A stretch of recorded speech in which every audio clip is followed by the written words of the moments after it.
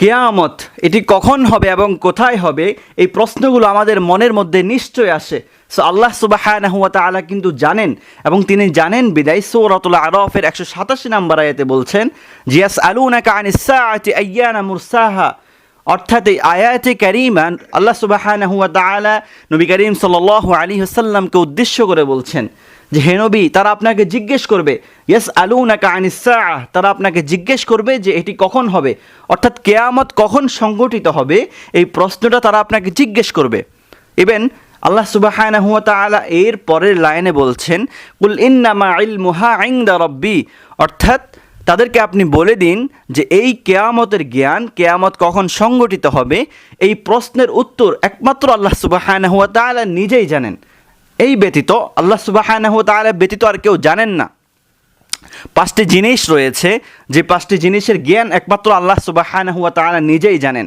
এর বাহিরে কোনো মাখলুকাত, কোনো মানুষ, কোনো নবী, কোনো রাসূল জানেন না। বুখারীর 50 নম্বর হাদিসে আল্লাহ সুবহানাহু ওয়া তাআলার ওলি অর্থাৎ রাসূল সাল্লাল্লাহু আলাইহি সাল্লাম বলছেন, জিবরাইল আলাইহিস সালামকে জিজ্ঞেস করা হলো, মাল মাসউলু আনহা বিআ'লামা মানিস সাইল, কখন কিয়ামত সংঘটিত হবে? উত্তর আসছে যে কিয়ামত কখন সংঘটিত হবে, রাসূল সাল্লাল্লাহু আলাইহি সাল্লামকে যখন জিজ্ঞেস করা হলো এই প্রশ্নটি, তখন রাসূল সাল্লাল্লাহু আলাইহি সাল্লাম বলছেন যে প্রশ্নকারী ব্যক্তি এই উত্তর আমার থেকেও বেশি জানে। অর্থাৎ প্রশ্নকারী আমার থেকেও বেশি জানে না। অর্থাৎ কিয়ামত কখন সংঘটিত হবে এই উত্তরটা যেমন নবী করিম সাল্লাল্লাহু আলাইহি সাল্লামের জানা নেই, ঠিক তেমনই যে প্রশ্ন করেছে তারও জানা নেই।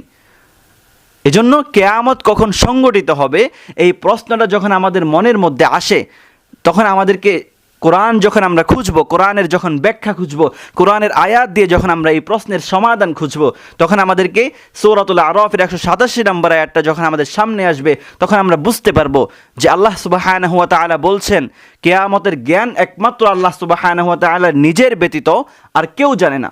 হ্যাঁ, তবে কিছু নিদর্শন রয়েছে, কিয়ামতের কিছু আলামত রয়েছে, কিছু চিহ্ন নিদর্শন রয়েছে, যেগুলো দ্বারা আমরা নির্মাণ করতে পারি, নির্ণয় করতে পারি যে কিয়ামত কখন সংঘটিত হতে পারে। আর কিয়ামত এটা কিন্তু খুব সাধারণ একটি বিষয় নয়। এই কিয়ামতের মাধ্যমেই পৃথিবীর যে শেষ সূচনালগ্ন, পৃথিবীর যে শেষটা রয়েছে, এই কিয়ামতের মাধ্যমেই কিন্তু সংঘটিত হবে। এজন্য আর কিয়ামত হঠাৎ করে সংঘটিত হবে, এটি কিন্তু আগে থেকেই যে একটা বার্তা দেওয়া হয়, আগে থেকেই যে অ্যালার্ন করা হয়, এটা কিন্তু হবে না।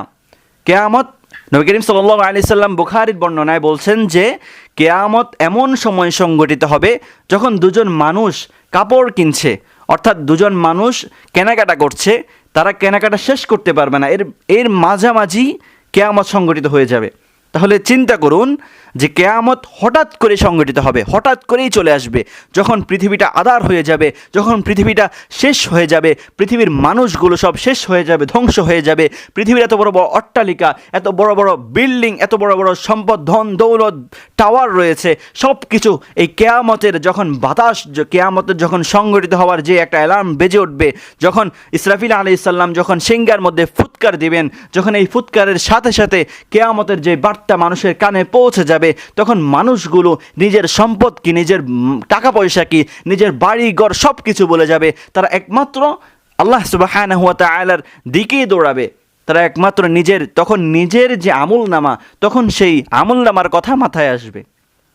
এজন্য কিয়ামতের কথা যখন আমাদের মাথায় আসবে, আমরা এই কিয়ামতের কথার সাথে সাথে আমাদেরকে প্রশ্ন করতে হবে যে আমরা কিয়ামতের জন্য নিজেদেরকে কতটুকু তৈরি করতে পেরেছি।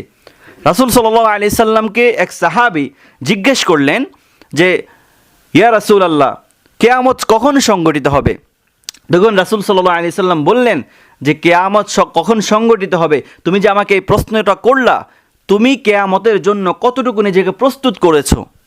তখন সাহাবী উত্তর দিল যে ইয়া রাসূলুল্লাহ, আমি তো কিছুই করতে পারিনি, তবে হ্যাঁ, আমি আল্লাহ সুবহানাহু ওয়া তাআলাকে এবং আল্লাহ সুবহানাহু ওয়া তাআলার রাসূল মুহাম্মদ সাল্লাল্লাহু আলাইহি সাল্লামকে ভালোবেসেছি।